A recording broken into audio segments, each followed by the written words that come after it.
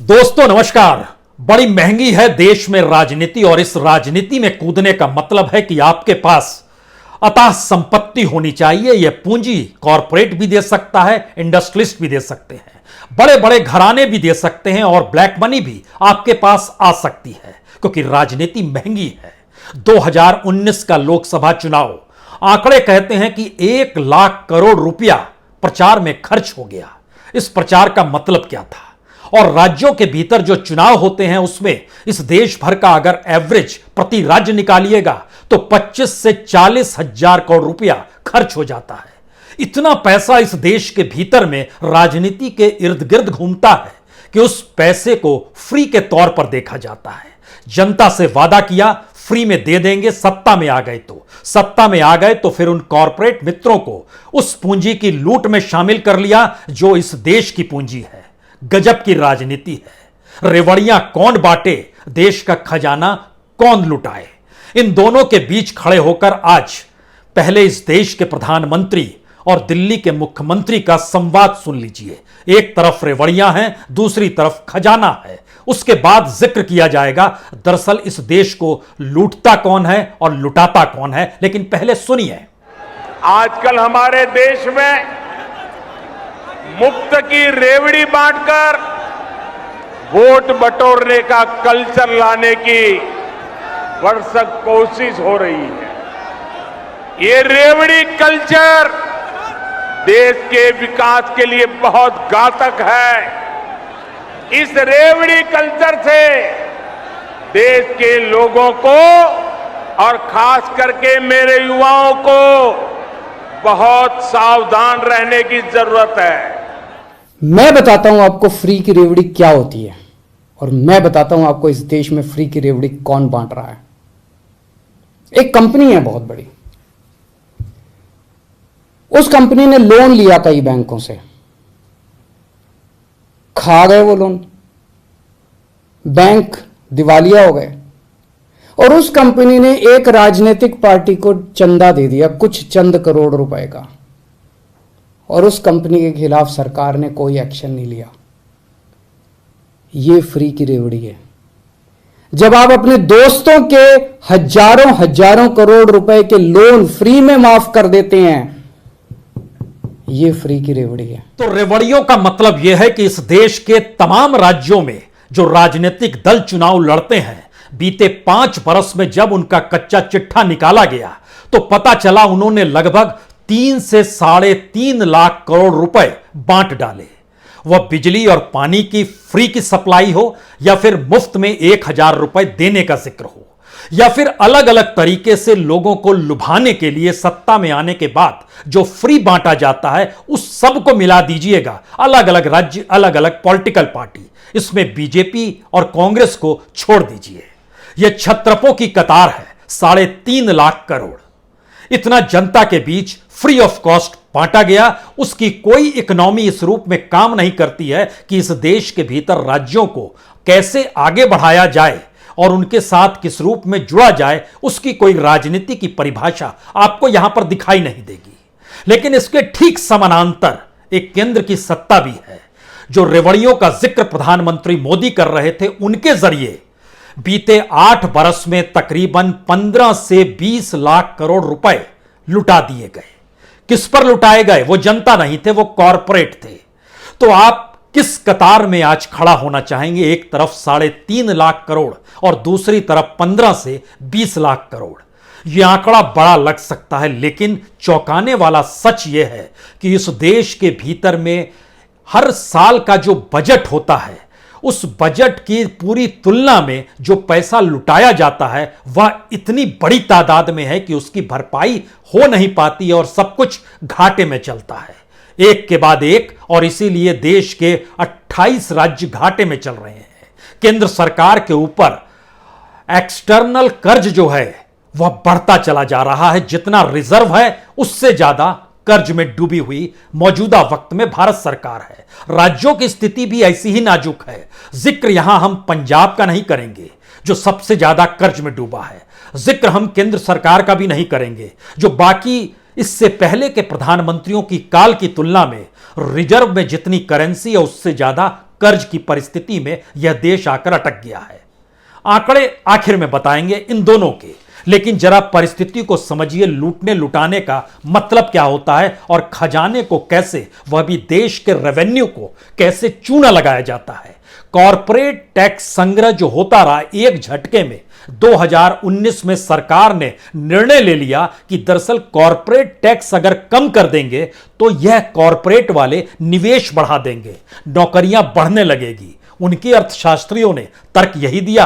प्रधानमंत्री मोदी ने एक झटके में 30% जो कॉरपोरेट टैक्स था घटाकर 22% कर दिया। रेवेन्यू का चूना कितना लगा देश के खजाने पर? 1,45,000 करोड़ रुपया।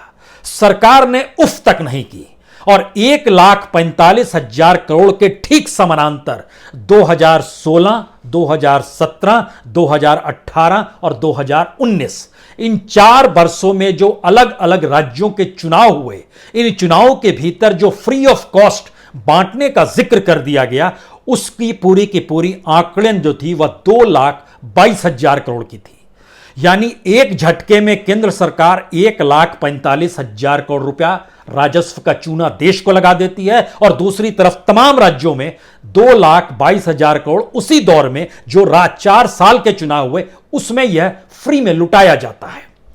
अगला सवाल, यह टैक्स में कटौती के अलावे जो कॉरपोरेट को रियायत दी जाती है, जो छूट का पैमाना है, वह प्रति वर्ष तकरीबन 6 लाख करोड़ का है। आप कहेंगे 6 लाख करोड़, यह वाकई हिलाने वाली चीज है, क्योंकि इस देश के भीतर में 2014 के बाद जितने भी चुनाव हुए 2022 तक, सारे राज्यों की रेवड़ियों को अगर मिला दीजिएगा तो भी 6 लाख करोड़ पहुंचते नहीं है।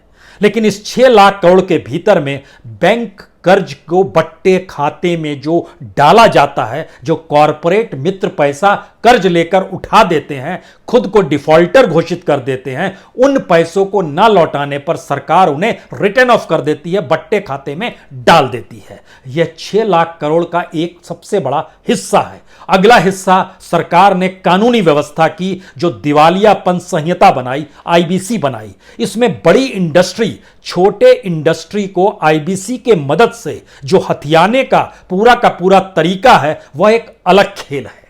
उस खेल के जरिए जितनी बड़ी तादाद में रकम शिफ्ट होती चली जाती है, चूना रेवेन्यू का देश को लगता है, खजाने पर पड़ता है। और कई चूक जब हो जाती है तो कंपनी कानून तक से छूट और जो दंड देना चाहिए उसमें भी कॉरपोरेट रियायत मिल जाती है सरकार के जरिए। इन सब के लिहाज से एक तरफ एक बार में 1,45,000 करोड़ की रियायत 2019 में, और उसके बाद हर बरस तकरीबन 6 लाख करोड़ की रियायत का एक पूरा हिस्सा चलता है। इसके ठीक समानांतर एक और लूट है, यह डिसइन्वेस्टमेंट की लूट है। डिसइन्वेस्टमेंट में जो कौड़ियों के मोल जो कॉरपोरेट हाउसेस को सरकार अपने स्टेक को देती चली जाती है और कई चीज तो खुले तौर पर बेच देती है, उसके भी अगर आकलन शुरू करें तो ये बरस दर बरस चीजें आपकी आंखों के सामने रेंगने लगेगी, क्योंकि पूरा कच्चा चिट्ठा जो निकल कर आता है डिसइन्वेस्टमेंट का, उसकी जानकारी आई कि तकरीबन उसमें से 60 से 70% तक की छूट होती है। यानी जो कीमत लगाई जा रही है उस तुलना में उसकी जो कीमत लगनी चाहिए वह 60 से 70% कम होती है। तो कौन नहीं लेना चाहेगा? उसकी एक लंबी कतार है कि आखिर क्यों लिया गया, कैसे लिया गया। उसके लिए भी हमारी टीम ने मेहनत की और निकाला। मसलन 2020-21 में जैसे हिंदुस्तान एरोनॉटिक्स HAL जो है उसका लगभग 14.82% शेयर जो है बेचा गया। कितने में बेचा गया? 4,923 करोड़ में।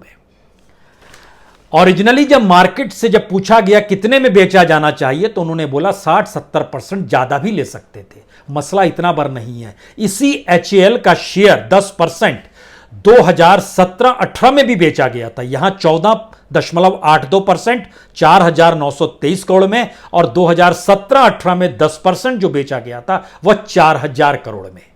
अब आप देखिए किस रफ्तार से और किस रूप में पैसे की कितनी लूट चल रही है, जहां 60-70% का हम आपको रियायत का जिक्र कर दें। भारत डायनेमिक्स पिछले बरस ही 12.5% से ज्यादा 12.82% बेचा गया। कितने करोड़ में? 771 करोड़ में। Mazagon dock shipyard private limited जो है उसको जो बेचा गया 15.17 4% शेयर बेचे गए। कितने में? 442 करोड़ में। यह एक पूरा एनालिसिस है उस मार्केट के लिहाज से जो पैसा लिया गया और ओरिजिनली जो देना था उसमें आपको लगभग एवरेज 60% बढ़ाना होगा। तो क्या इतनी रियायत में चीजें दे दी जाती है और इतनी रियायत में मित्रों को खुश किया जाता है तो देश का खजाना तो खाली होता चला जाएगा। और इस प्रक्रिया में जब आप रेल पर आएंगे, IRCTC 20% शेयर बेचा गया 4,474 करोड़ में और जानकारी मिली कि 20-21 में बिकने के बाद से 1,000 करोड़ रुपए की कमाई इसकी हो गई जिसने इसे खरीदा। कमाल की चीज लग सकती है। रेलटेल 27% शेयर बिके सिर्फ 817 करोड़ में।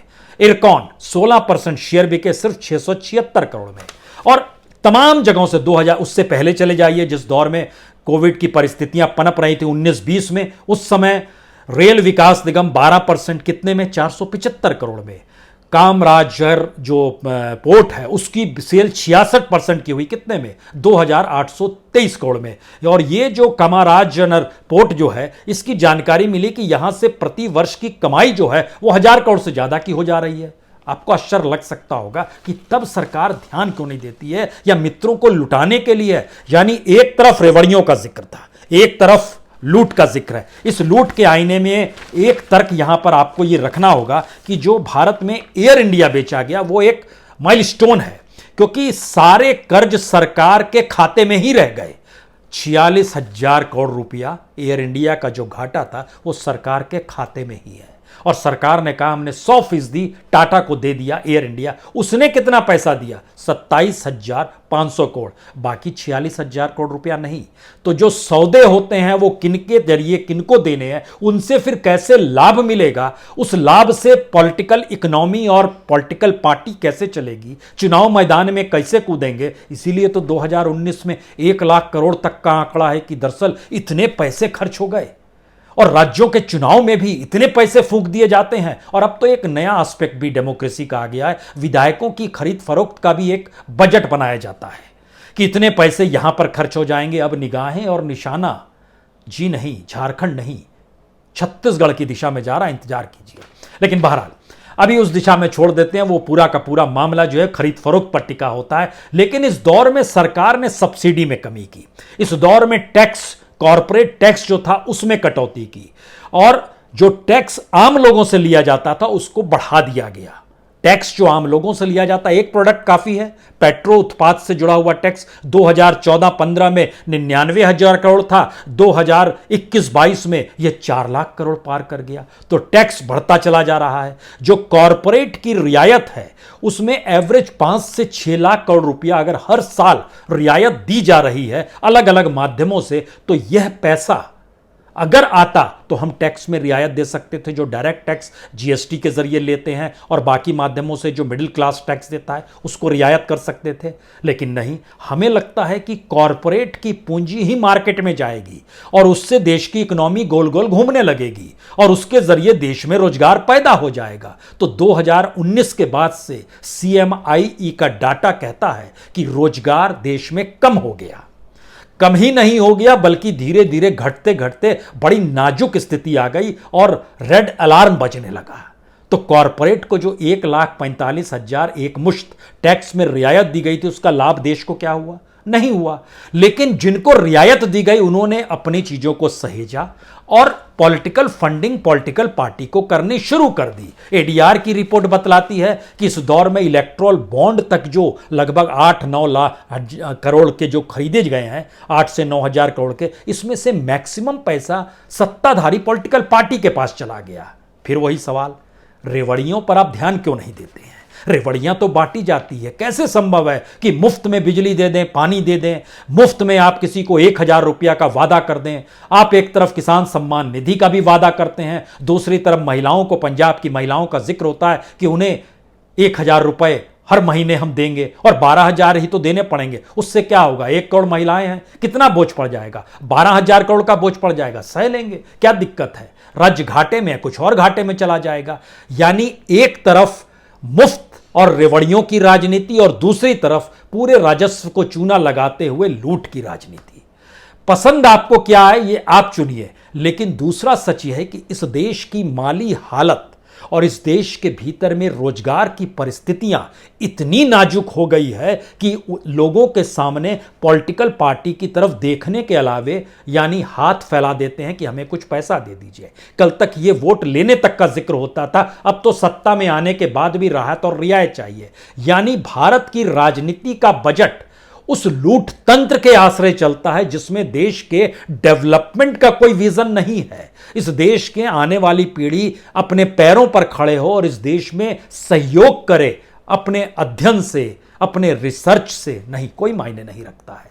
भारत के भीतर की राजनीति इसकी इजाजत नहीं देती है। अब आप देखिए, जिस बात का हम आपसे जिक्र कर रहे थे कि डिसइन्वेस्टमेंट तक में 60 से 70% तक की छूट की स्थिति, तो अब आप सोचिए 2015-16 में डिसइन्वेस्टमेंट टोटल हुआ था 23,996 करोड़। ओरिजिनली अगर ये होता, जो हिस्सा कॉरपोरेट के हिस्से में आया है, तो सिर्फ कॉरपोरेट वाला हिस्सा ही लगभग 25,000 करोड़ रुपया एक झटके में पार कर जाता। उतना घाटा हो गया। 16-17 में 46,000 करोड़ रुपया डिसइन्वेस्टमेंट के जरिए जानकारी मिली कि ये 76,000 करोड़ तक उस पीरियड में मार्केट प्राइस के हिसाब से तुरंत जा सकता था। और सरकार अगर बार्गेनिंग ठीक करती और परिस्थितियों के साथ अगर उस डेवलपमेंट के रास्ते को जोड़ती जहां पर सरकार को राजस्व का लाभ भी हो और इंडस्ट्री भी फले फूले और एक हेल्दी मार्केट के तौर पर और हेल्दी कमाई के तौर पर डिसइन्वेस्टमेंट को भी देखा जाए, तो वहां भी घाटा हो गया। बरस दर बरस 2017-18 में सबसे ज्यादा 1 लाख करोड़ रुपए का डिसइन्वेस्टमेंट हुआ। उसका जब जो कंपनियां बिकी उस दौर में और जितने जितने शेयर्स दिए गए, उसका जो एनालिसिस किया जाता है, उसकी जानकारी मिलती है कि यह कम से कम 1,60,000 का माल 1 लाख करोड़ में दे दिया गया। यानी 1,60,000 करोड़ का माल 1 लाख करोड़ में सेल कर दिया गया उस दौर के मार्केट प्राइस के हिसाब से और उस प्रोडक्ट और उस फील्ड की जो कीमत है उसके लिहाज से। यानी सरकार अगर जितना स्टेक बेचती है, उसी पैरेलल में अगर प्राइवेट सेक्टर का व्यक्ति उस इंडस्ट्री को चलाते हुए सेल करता, तो वो 60% का हिस्सा एक झटके में शिफ्ट कर दिया गया कौड़ियों के मोल। अब आपके पास क्या जवाब है? सवाल इतना भर नहीं है कि कितनी बड़ी तादाद में इस देश के भीतर में लूट हो रही है। लूट का दूसरा नजरिया इस देश के भीतर में जनता की पूंजी को कर्ज में लपेटकर कैसे किया जाता है पूरा का पूरा काम, इसका एक दूसरा नजरिया है। और यह बड़े साफ तौर पर नजर आता है सरकार के उस आंकड़े से जिसमें सरकार रिटर्न ऑफ कर देती है, जिसको बट्टे खाते में डालना कहते हैं।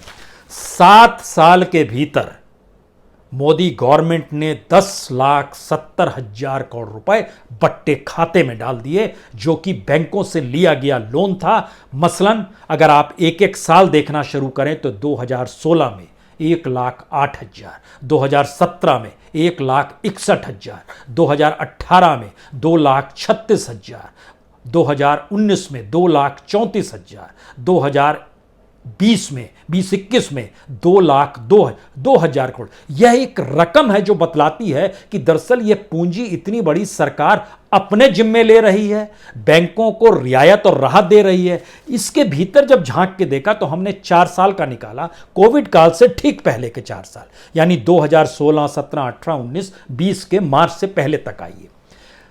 एसबीआई 1,79,245 करोड़ इतना रिटर्न ऑफ किया गया। और रिकवरी जो होती है, बड़ी हैरत की बात है, इस देश में सारे बैंकों की रिकवरी जब आप देखिएगा तो जो पैसा कर्ज में दिया जाता है 1 से 3% का रिकवरी हो पाती है, और सरकार रिटर्न ऑफ जो करती है वह लगभग आधी रकम होती है। यानी जो बैड लोन आपको दिखाई देता है आंकड़ों के लिहाज से, जो सरकार इस बार कह रही थी देखिए बहुत कम हो गया, अब तो 6 लाख करोड़ पर आ गया, तो इसको आपको मल्टीप्लाई करना होगा जो रिटर्न ऑफ किया गया, क्योंकि रिटर्न ऑफ भी यानी बट्टे में डाली गई रकम भी तो दरअसल कर्ज में उठाई गई रकम थी। उन दोनों को मिला दीजिएगा तो यह रकम अपरंपार है।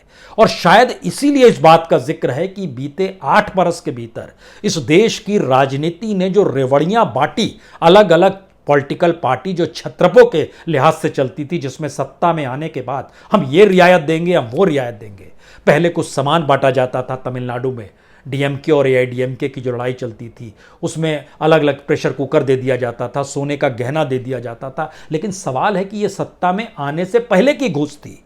अब सत्ता में आने के बाद स्टेट के बजट में से हम कैसे आपके लिए सुविधाएं निकाल कर लेके आएंगे, अब एक नया मॉडल आया है। लेकिन उसके बावजूद भी इन 8 बरस का आंकड़ा जब आपको यह बताए कि एक तरफ रेवड़ियां बांटने की रकम 3.5 लाख करोड़ है और दूसरी तरफ कॉरपोरेट को राहत, रियायत, सुविधाएं जो भी देने का जिक्र है वह तकरीबन 15 से 20 लाख करोड़ का है, तो अब आप किसके साथ खड़े होंगे? डेवलपमेंट कौन कर रहा है, कैसे कर रहा है, या इसी तरीके से देश का डेवलपमेंट हो रहा है यह मान लिया जाए? यह खतरे की घंटी है या भारत की राजनीति का दिवालियापन है? यह भारत के लोकतंत्र में राजनीति के महंगे होने का सवाल है या भारत की राजनीति जिस पूंजी पर टिकी है वह सिर्फ पॉलिटिकल पूंजी के आश्रय इस देश को चलाने की मंशा है, यह उसका सवाल है। इन दोनों के बीच जहां खड़ा होना है हो लीजिए, क्योंकि अलग अलग बैंकों की परिस्थिति देखिए, रिकवरी और रिटर्न ऑफ, इसके अलावे बैड लोन की रकम अलग से है। जब हम इन बात का जिक्र कर रहे हैं तो जैसे पंजाब नेशनल बैंक 44,564 करोड़ रुपए सरकार रिटर्न ऑफ करती है और ये रिकवरी कर पाते हैं सिर्फ 12,000 करोड़ रुपए। यूको बैंक 21,000 से ज्यादा सरकार रिटर्न ऑफ करती है, रिकवरी करते हैं 1,608 करोड़। आईडीबीआई जब एलआईसी ने नहीं लिया था उससे पहले 37,000 सरकार रिटर्न ऑफ करती है और ये रिकवरी कर पाते हैं 2,637 करोड़ रुपए। बैंक ऑफ इंडिया लगभग 40,000 करोड़ से ज्यादा का रिटर्न ऑफ हो जाता है और ये रिकवरी करते हैं 6,991 करोड़ रुपए। यानी इस पूरे 4 साल के भीतर में जो रिटर्न ऑफ हो रहा था, ठीक कोविड से पहले के 4 साल 2016 से 2020 मार्च तक की परिस्थिति में 4,95,000 करोड़ रुपया रिटर्न ऑफ यानी बट्टे खाते में डाला गया। और बैंकों ने जो रिकवरी की वह 1 लाख करोड़ भी नहीं है, वो सिर्फ 80,000 करोड़ से कुछ कम है, यानी 79,150 करोड़ यह रिकवरी हो पाई। यानी इस दौर में एक बैंक का नाम और लेना चाहिए, इंडियन ओवरसीज बैंक, इसकी रिकवरी 0.5% है और दूसरी तरफ रिटर्न ऑफ है 17,000 करोड़ का। और इसकी फिरिस्त जब सामने निकल कर आई, एबीजी शिपयार्ड यह भी पैसा नहीं लौटा पाया, रोटोमैक वो भाग गया, कानपुर का शख्स था, वो भी पैसा नहीं लौटा पाया, आईवीआरसीएल यह भी पैसा नहीं लौटा पाया, लैंको ग्रुप यह भी पैसा नहीं लौटा पाया। 66 बिग डिफॉल्टर्स निकल कर आए और इस देश के भीतर में जो 100 करोड़ से ज्यादा का लोन जिन्होंने उठाया उनके जरिए 2,78,000 करोड़ रुपए माफ कर दिए गए। खजाने को चूना लगाना और डेवलपमेंट का जिक्र करना, रेवड़ियां बांटना और देश की राजनीति में राजनीतिक सत्ता में आने का जनता के सामने अपना मैनिफेस्टो रख देना, इन दोनों के बीच फिर आप कहां पर खड़े होंगे? यह सवाल इसलिए अजूबा सा लगने लगा है कि यह तो एक भारत की राजनीति के दिवालियापन की एक शुरुआत भर है। आरोप प्रत्यारोप में जिसका प्रचार तंत्र सबसे मजबूत होगा उसी की बात जनता तक पहुंच पाएगी। और इस प्रचार तंत्र के भीतर भारत का मीडिया सरकारों के साथ चलता है क्योंकि वह एडवर्टीजमेंट उसी माध्यम से देते हैं।